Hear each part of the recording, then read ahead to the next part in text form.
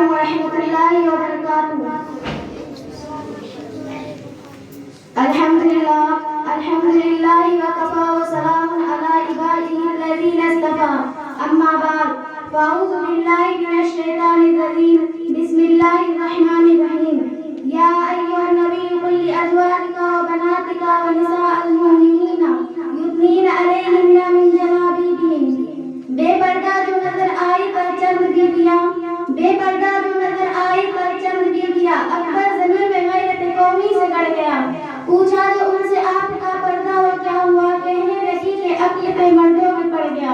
محترم حضرات، میں نے قرآن کریم کی ایک آیت کا ٹکڑا آپ حضرات کے سامنے پڑھا، جس کے اندر نبی اکرم صلی اللہ علیہ وسلم کو اس بات کی ہدایت کی گئی ہے کہ اے نبی، اپنی بیویوں اور اپنی بیٹیوں اور تمام مسلمانوں کی عورتوں کو اس بات کا حکم دیجیے کہ اپنے اوپر تھوڑی سی چادر لٹکا لے، یعنی کلام اللہ شریف کی اس آیت میں پردہ کا حکم نازل ہوا ہے۔ قرآن پاک کی ایک دوسری آیت کا ٹکڑا ہے وَلْيَضْرِبْنَ بِخَمُرِهِنَّ عَلَىٰ جُيُوبِهِنَّ، کہ عورت اپنی گرمیوں کو سینوں پہ ڈال دے۔ اس آیت سے بھی پردہ کی جانب اشارہ ہے۔ مگر دوستو، جب مذہب اسلام کے روشن ستاروں سے کفر و الحاد، جرم و جہالت کے بادل چھٹے، بے غیرتی اور بے حیائی کی تاریکیاں ختم ہوئی، قرآن پاک کے عدل و انصاف سے باطل کے لہراتے جھنڈے گر پڑے، مظلوموں اور بے قصوں کو مساوات برابری کا درجہ ملا، خاص طور پر ان عورتوں کو جو ظلم و ستم کی چکی میں پیس رہی تھی، مصائب عالم کے پہاڑ ان پر توڑے جا رہے تھے۔ اسلام نے ان کو ذلت و پستی کے غار سے نکال کر بلندی پر پہنچایا۔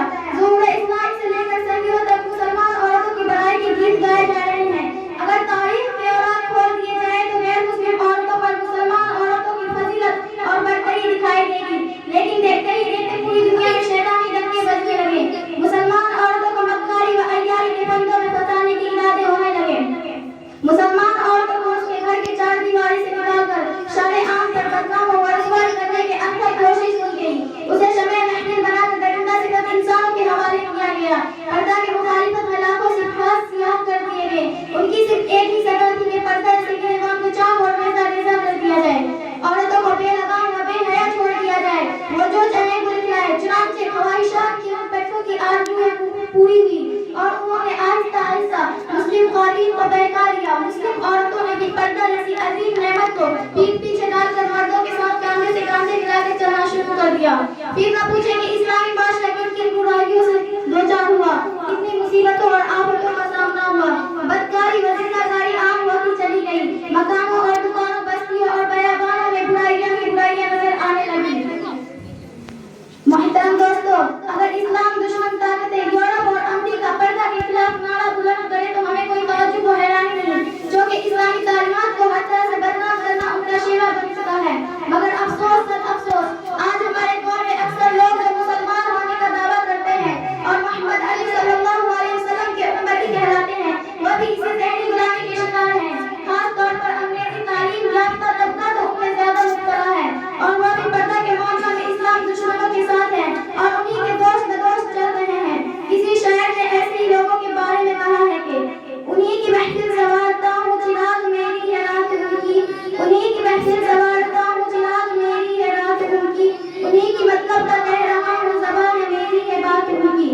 محترم دوستو، آج پردہ کے مسائل کو لے کر مناظرہ بازیاں اور مرحوم نگاریاں ہوتی رہتی ہے، پردہ کے خلاف تحریکیں چلتی ہے، پردہ کو ایک بہت بڑی ناانصافی کہا جاتا ہے، عورت کے لیے پردہ کو قید و بند سے تعبیر کیا جاتا ہے، کہا جاتا ہے کہ پردہ قید ہے، پردہ کو وحشیت بتایا جاتا ہے۔ آج مغربی تہذیب نے عورت کی شرم و حیا کی دولت کو لوٹ لیا ہے، کہتے ہیں کہ پردہ کرنے سے ترقی نہیں ہو سکتی،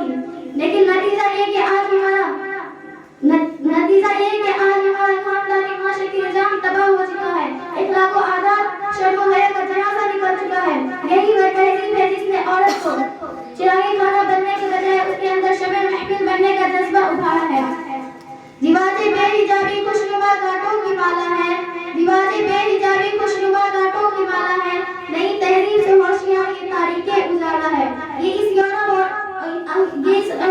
امریکہ کا دین ہے کہ نوجوان لڑکیاں باریک سا دوپٹہ گلے میں ڈال کر اور چست اور باریک لباس پہن کر کھلے عام گھوم رہی ہے۔ میں اپنی ماں بہنوں سے یہی کہنا چاہتی ہوں کہ ہماری کامیابی کفار و مشرکین اور عیسائیوں کی باتوں میں نہیں، بلکہ ہماری کامیابی وہ کامرانی خدا وحدہ لا شریک اور رسول اکرم صلی اللہ علیہ وسلم کے بتائے ہوئے طریقے پر اور اسلامی